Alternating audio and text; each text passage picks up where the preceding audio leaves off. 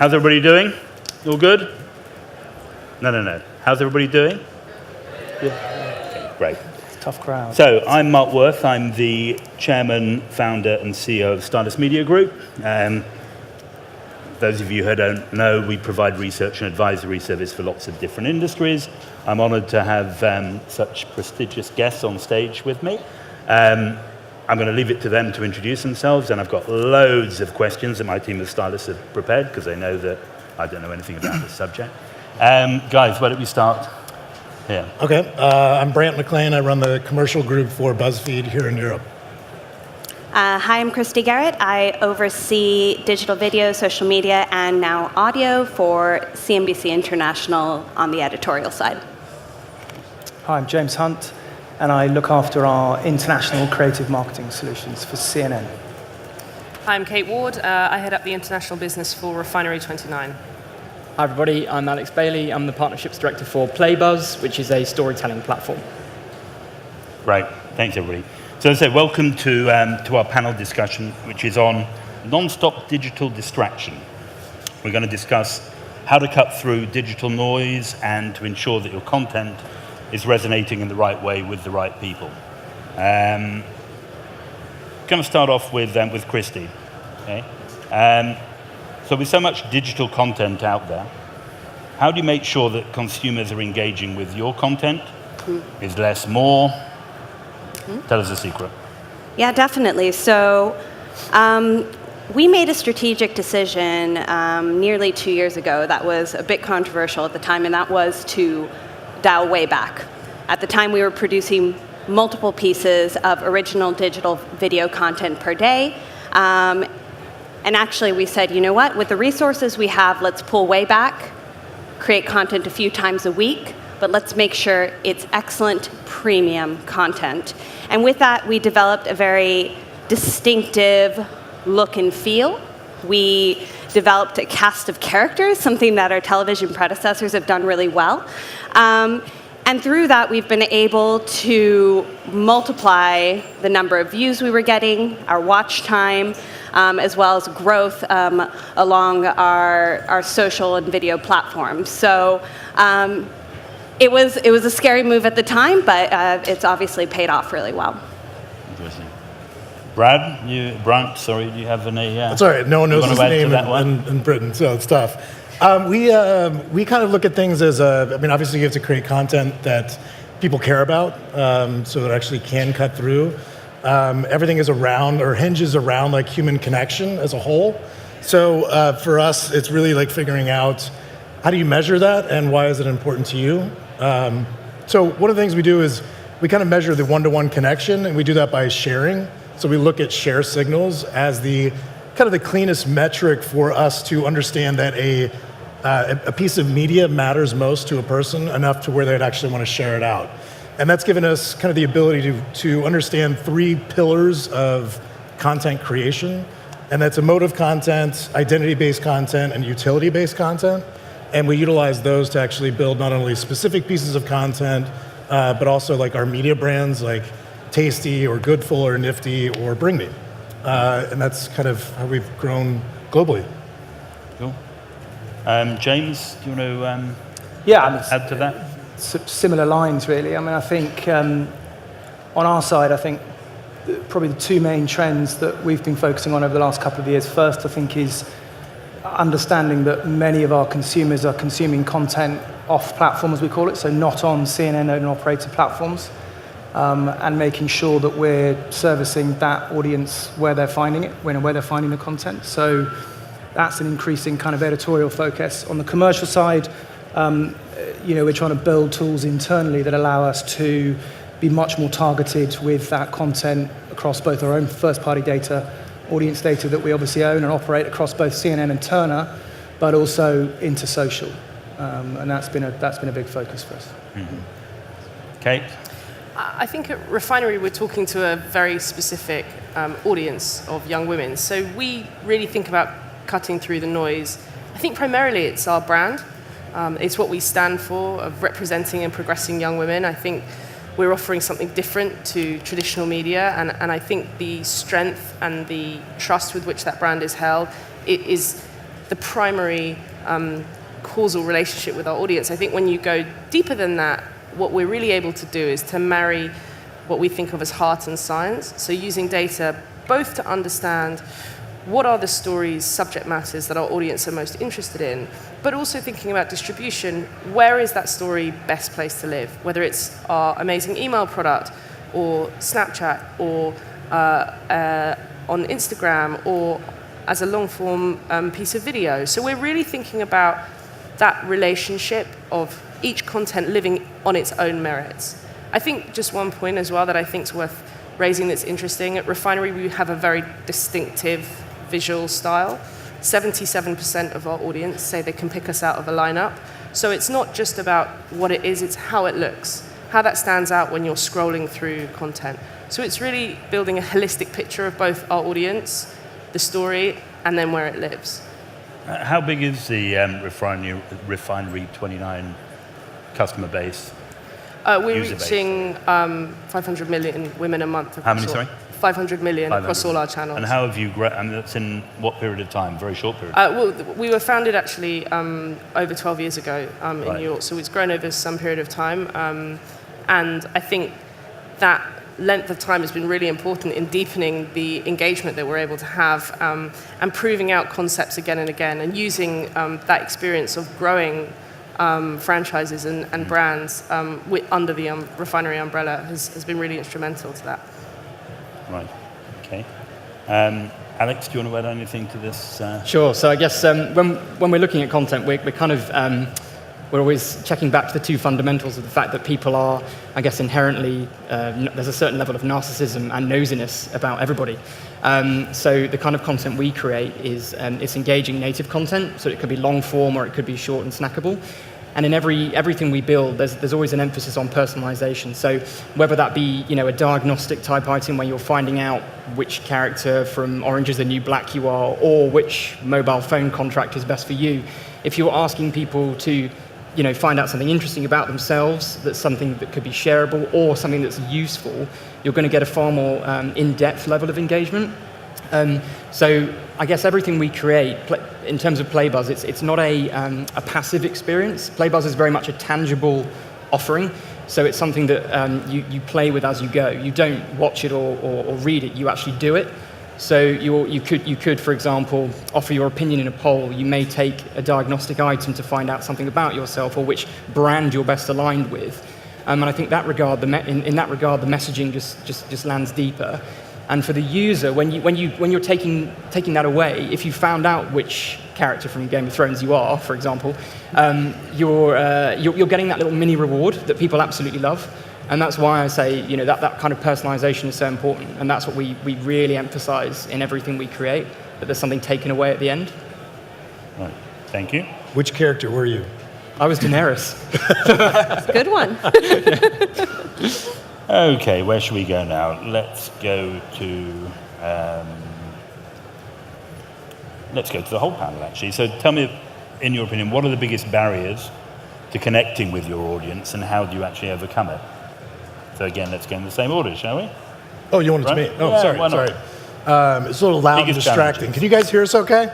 I'll yell if we need to. Yeah. I think, outside of distribution as a whole, I think, again, you have to really understand why your media matters to the consumer. Is it, what role does it play in their lives? Is it helping them connect with someone else? So for us, we're really looking for what is the job of media? And so we started to map out, outside of the pillars, figuring out what these jobs are of content and this connection point. And so we started finding out these massive similarities, and we called it cultural cartography. And it's things like content that helps me, inspires me, entertains, astonishes, etc. It's literally the reason why you are actually sharing that piece of content. And again, using those signals between people helps us facilitate a quicker ramp up of either a brand, a series, short form piece of content, or long form, and even to movies. So we always look at that one-to-one connection point, but I think it's really the boundary that we're looking at is, why the hell do they care? What does it matter to you, and what job and purpose is it? And it could be different from the the receiver versus the person actually sharing the content. So this helps me connect with my friend, or lefties because I'm a righty, et cetera, things like that. But again, like using signals like that, as well as doing a mapping system, helps us figure out how to best not only listen to our audience so they can actually provide feedback to us on where and what we should do, but also publish a better connection and better connected media for you, the consumer. Christy? Yeah, definitely the biggest challenge out there is that there's just so much competition, which is great for the consumer. But I think one thing that we run into is obviously if you're scrolling through a feed or even checking out multiple sites, it all becomes a little bit of a blur if you're not having a distinctive voice, if you're not having a distinctive look, as you touched on before. And so particularly as a legacy media brand that was reinventing itself for digital, it was really important for us to kind of take a look inwards and realize, okay, what are we about? What makes CNBC CNBC? And how do we take that to the next level for the next generation? And we're all about money, right? That is our thing. And there's a huge gap. We have great, platforms that have come in, like Buzzfeed and Refinery, but I think still the story for younger people around finance, around the economy, I don't know if we've completely solved that problem yet, and it's so important for people to understand it because that's how you prevent things like the financial crisis. So we really went back to that core and said, what do we stand for? What do we want to achieve as a brand? And started creating content around that. So explaining basic economic concepts in our series, CNBC Explains. And I think by doing that consistently, over and over, and then taking in feedback, we've really been able to kind of stand out and have our own distinct look, feel, and mission as a brand. Okay. It actually brings me on to one of the other questions that I had in here, which is about trust, isn't it? Mm-hmm. It's about trust in the brand, and we're talking about 5 pretty serious established brands here, and I guess you only get to where you are through trust. I mean, my business, which is very different, we have a very high retention rate of clients, but that's because they trust, and only because they trust the content. And I guess it's very much the same here. James, you talk about trust. Sorry, Marc, it's tough to hear. Talk about trust. Let's start on trust. Trust. CNN and trust. I mean, clearly it's, in today's day and age, I think more important than ever that, your audiences and your brand partners and advertisers obviously, trust you in what you do. For us, I think what's interesting is that we're known as a breaking news channel. That's CNN. That's the nearly 40-year heritage that we're known for. But we also operate now across a whole different other varieties of sort of editorial content, and we're able to provide, I suppose, people talk about this a lot in the industry, safe environments for advertisers to be. And I think there's been a lot said and written about safety of advertising and where brands are ending up and feeds and so on and so forth. So we take that incredibly seriously. And I think it's one of the reasons why advertisers work with us, because they not only trust the editorial output and the content that we're providing, but they trust the sort of walled environments from a branded content perspective that we obviously can offer. Internationally, almost 65% of our international revenue flows through the studio from a branded content perspective. So we're doing an awful lot of stuff across, whether it's our travel vertical, our style vertical, some of our newer platforms such as Great Big Story, and that's all built around trust. And I think it's probably never more important in today's world that there are sources of trusted news and trusted media. Mm-hmm. I mean, I guess it's also a matter of first mover advantage as well, isn't it? Of gaining the trust of a certain demographic. And Kate, I guess Refinery29 were pretty much the first of its kind, yeah? I think trust is absolutely vital. But I think what we're really talking about when we think about trust is the strength and depth of our brand and what it means to the people who consume that content. For us at Refinery, we have a very clear mission, and everything we do is serving that mission to progress and represent and inspire women, young women. And so when we're thinking about how important that is, that touches everything we do, from content we make to how we work with brands. And it's also the reason that brands want to work with us and be our partners because they know that we have that trust. To bring it back to the question before, that trust is what leads to our influence. And our influence really is the reach and the scale that we have, holding hands with engagement, with the content that really delivers trust. So it's actually about the strength of your brand, showing consistently that you can deliver against your promise. How do we do that? How does one do that? If you're CNN, 40-year history at Refinery, we have less years. But we show that trust by representation, by our commitment to diversity, by our commitment to the breadth of storytelling, by shining a light on the issues that matter most to women, by being unafraid to present bold new narratives. And that consistency with which we deliver that quality and that experience, that is what leads to the reach and the engagement. That creates the influence that creates a true digital brand. I think It's interesting because in both in my current business and my previous business, we had a real conflict between advertising and editorial, and neither business went down the advertising route for revenue generation because we felt that it was very difficult to be totally impartial. So that business was focused on the fashion industry. As an example, Armani, or Ralph Lauren actually, were one of our biggest subscribers, membership. But we could never really criticize, or we felt we could never really criticize one of their runway shows or one of their new ranges for risk of upsetting them. So there is sometimes a conflict, do you not feel, between how you deal with in your case, your advertiser brands, or isn't there? You just see it as you... I mean, I would say, and I'm sure my fellow publishers would say, we have a very strict editorial policy, and our editorial teams write exactly what they feel that they should write, and so it should be. I would say that when it comes to advertising and the mix between branded content and not, there are two things. The one is you're judged just as much by what you don't do as what you do. And at Refinery, that means that we don't work with every brand that wants to work with us. There are opportunities that we turn down, no matter how big the check would be. I think the second thing is that when it comes to especially young people, I think that the myth that they don't like advertising, they don't like brands is incorrect. I think that fantastic, powerful, compelling, entertaining, and useful branded content is some of the most engaging work that we do, and drives not just significant scale organically, but massive engagement, whether it's something like we have an amazing series all about periods, addressing our problem with periods. No one else writes about that. It's sponsored by Bodyform. We're really, really proud of that piece of content and the partnership that we've been able to create. So when it's done well, it's fantastic. I'm sure everyone would echo that as well. Yeah, I would, just jumping in there, I would say, I also think we sometimes get in the weeds on this stuff too much. I think most publishers understand now that as long as you correctly label the content that you're putting in front of consumers, that they're intelligent enough to recognize whether or not there's a brand in play or not. I mean, again, from our perspective, clearly there is a very, very clear divide between the commercial side of the business and the editorial side of the business. There absolutely has to be.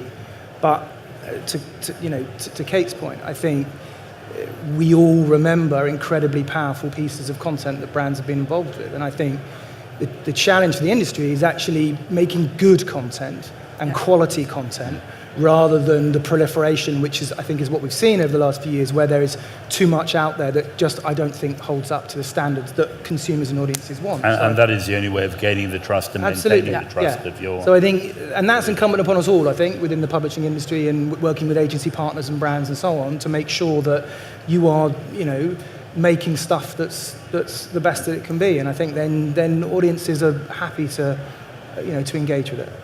Alex, any difference between the B2C and B2B space, do you think, in that respect? Yeah, absolutely. So we actually, for those who don't know, we started off as a tool for editorials. So Playbuzz as a platform is sort of seen adoption by multiple different publishers throughout the UK to create better content on their own sites. So in that regard, in terms of to the point on trust, we built up this great relationship throughout the publisher sphere, if you like, with journalists using the platform to tell stories in a better way. So when it came to commercialize then, which we did in the last couple of years, for the users of those sites, we were found to be just a natural part of the makeup of it. So then when we're serving commercial content as opposed to editorial content, it's not a jarring experience. It's kind of like, oh, this is the kind of, when I go to Sky Sports and I see, an article about, what could my transfer value be, something like that, it's going to be familiar to me, so that the trust is retained, the user feels comfortable in that environment when they're absorbing editorial content as well as commercial content that we power. So that's kind of our way into that trust, and that's how we retain it. Mm-hmm. I think it's also interesting to think about like just trust in general and how it's like shifted based on just cultural behaviors as we've grown. It's like how many people in the room actually trust like your nan with like technology to explain it to you, right? Like probably zero, right? So there's actually white space for us to actually create that content, whether it be gender specific, or I think honestly like money is a massive one where people are looking for a new person to trust, a new voice because it's not there, or it's clouded, or some other people have kind of screwed us over, and now we don't trust people anymore, right? And I don't think a sponsorship necessarily has to be a conflict of interest for brands. So obviously, like most verticals, we have a branded content option where you're much more involved in the creation process. And then you have, the independent editorial sponsorship option, which, is completely left up to the editorial team. But the content that we're already creating, explainers about the financial market, key moments in your life where you're deciding whether to get a mortgage or not, ways to budget, things like that are already pieces of content that the likes of banks and the like are already trying to create themselves. But I think we're the experts in it. We've been doing it for decades, and we do it really well. And so to have that kind of association can also be really positive. And I know it makes people nervous to be like, oh, what are they going to do? They're going to write a whole scandalous piece. But actually, sometimes you'll find there's a reason journalism has worked for so long. You can put together some really great, compelling pieces of content there. Do you think it becomes more difficult when your whole revenue model is based on advertising and nothing else? I don't think anyone can. I don't know. I'm going to speak for just Buzzfeed here. Diversification has got to be in everyone's business as a whole, and that's got to be outside of just advertising, period. So we kind of look at ourselves as like, how do you bucket out like advertising business, studio business, a commerce division, et cetera, to where you can diversify not only products within the advertorial side, again, outside of anything editorially wise, but then diversify each one of those blocks that benefits the end-all consumer, because that's how they operate as a whole, right? Yeah. And Buzzfeed, forgive me, is aggregating content or? No, we're creating. Creating as well. 100%. Oh, 100%. 100%. Everything we do is content creation. So I don't know, like the stupid stats, right? Like 600 pieces a day, 120 long form videos every week. So right. Enough to get some signals. Okay. So what specifically, one thing that you think is the key to your engaging with your readers, with your customers, apart from trust, which is a given? Let's start at the end. Alex. Sure. Yeah, so one of the ways that we kind of hook people in, obviously, because attention spans, as we sadly all know, are so low nowadays, is we're often, when we're designing content, we're often front-loading it with something that maybe requires someone to give their opinion. So I used the word nosy earlier on in the discussion. I think people are inherently want to give their opinion in sort of like maybe in a poll situation. So it could be like, who do you think is going to win Love Island, for example? Or it could be, what's more important to you, more data or more call time, that kind of thing. So when you're giving someone that opportunity at the very start of an article to offer their opinion, but then importantly, see how that opinion then stacks up against the popular opinion, that's got them kind of gripped at the very first point. And that's something we bake into a lot of our longer form native articles, something at the start that's an initial engagement to pique the interest and to let them give their opinion. And I think people really enjoy doing that, particularly in terms of the fact that it's in a kind of an anonymous way. So it could be, you could vote on something potentially controversial and no one's going to sort of judge you for it, as it were in social media. So I think that's where branded content, in terms of our long form content, can be a really interesting way in for people to absorb. Okay. I think I've spoken about my belief that the power of having a brand and proving out your commitment to your mission is critical. I think in terms of direct engagement, in terms of stickiness at Refinery, 40% of our audience come to us 9 times or more a month on our O&O. And one of the reasons that is, I think, is because we really have a very, very deep understanding of what content should go on what channel at what time. We have so much choice as publishers about what we create, when do we publish it, on where do we publish it first, how's that distribution then mapped back across all those channels. So I guess in a zoom out way, I would say if we're thinking about engagement, you have to pick the right place at the right time and the right piece of content. And to do that, a really clear depth of understanding of your audience and of the channels that are out there is critical. We apply that to things like horoscopes, do incredibly well for us on a Sunday night because people are sitting at home wondering what their week's going to be like. Similarly, we have an amazing Instagram franchise, 5 Things at 5 p.m. We publish it every day at 5 p.m. because people are heading home at the end of the day and they want to flick through the highlights while they're sitting on the bus. So you have to have a strategy both for content and for engagement and for distribution so that you're really delivering. Because great content and a great brand isn't enough without great delivery. And so that's what we think about a lot. Yeah, James? Absolutely. I think, we talk about context a lot, but I think that's the reality I think that publishers now have to try and, deal with. We're like a lot of the guys here, we have a brand that I think has well established itself for people coming back to it time and time again for our breaking news and so on. And then it's up to us, I think, to then take that further into our audiences day to day and make sure that if you're not in front of a television, if you're not in front of a desktop, how are you receiving your news and how are you engaging with that story that's relevant to you? So of all of what's fascinating for us is that of all of the digital and social interactions that we have on a daily basis, that's, somewhere north of 200 million, 60% of those are on mobile.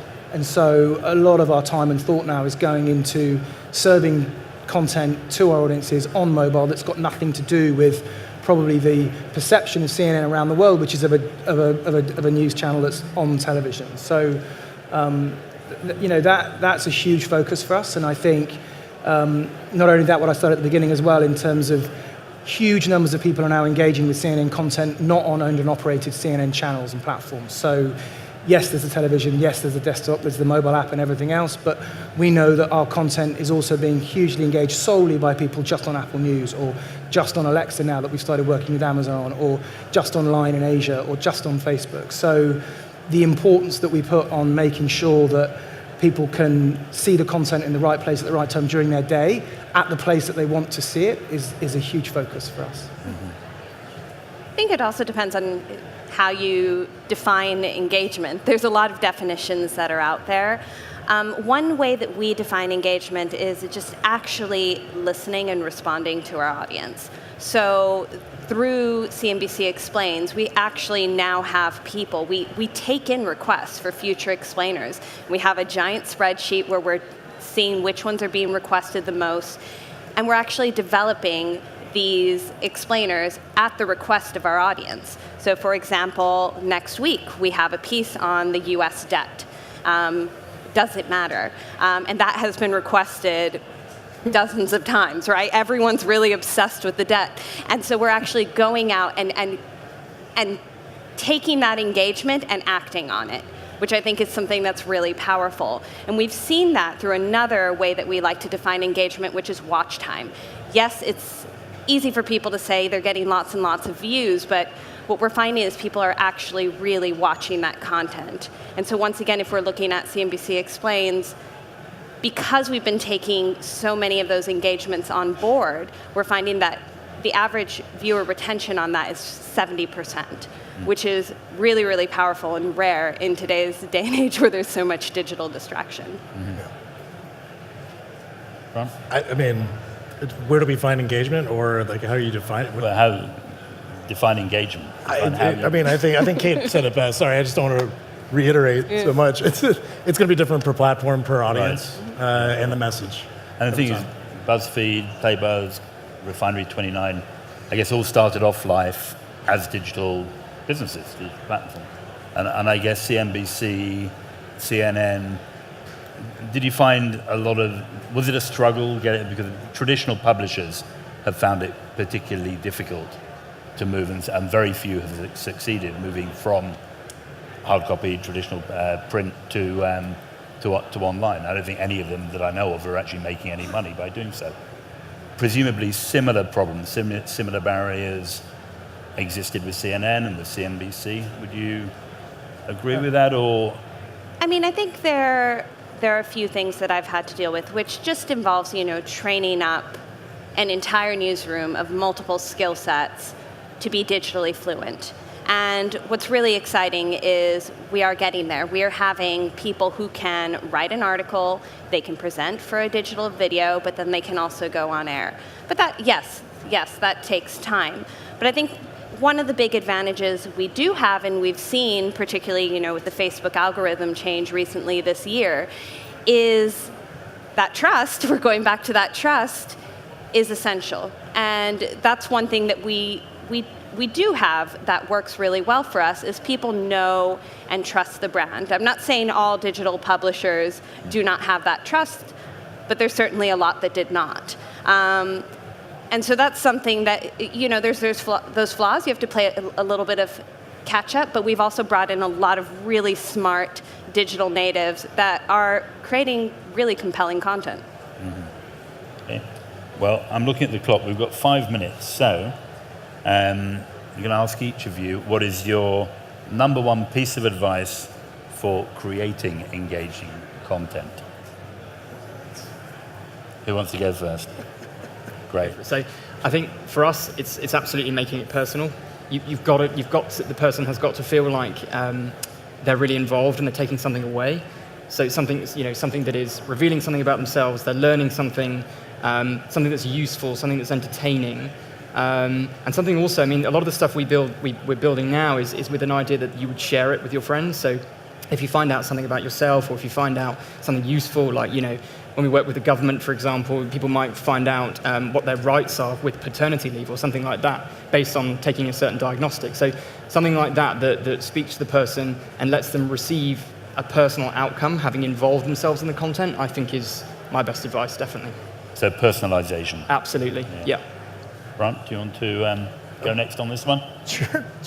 No, it's great. I love it. I think, again, it goes back to understanding why you're creating the content and the purpose, what is its purpose? What is it doing out there? Is it there to help inform someone about finances that may be out there questioning it or looking for an authentic or real voice to trust? So I would look at it as the pillars of is it emotive content? Is it utility-based? Or is it identity-based? And then literally, what is its job and how is that actually impacting their lives? Because you're here to, I think the 2 speakers ago, there's a woman up here talking about a parent or a mom consuming content in the middle of the night. Not all parents or mums, want to read parenting content, right? You have to service the entire person. And they want entertaining content. They want to laugh. They want to cry. But we're in an opt-in world, right? So you've got to be able to deliver that on time. So I would say, again, stick with those pillars, understand the rationality and the emotive feeling of what that content's actually doing, and you'll be better off, rather than just throwing some stuff out there. Okay. Kate, your number one bit of advice? I'd say know your audience, who are you talking to, and stand for something. Be not just a content provider, but be more to them than that.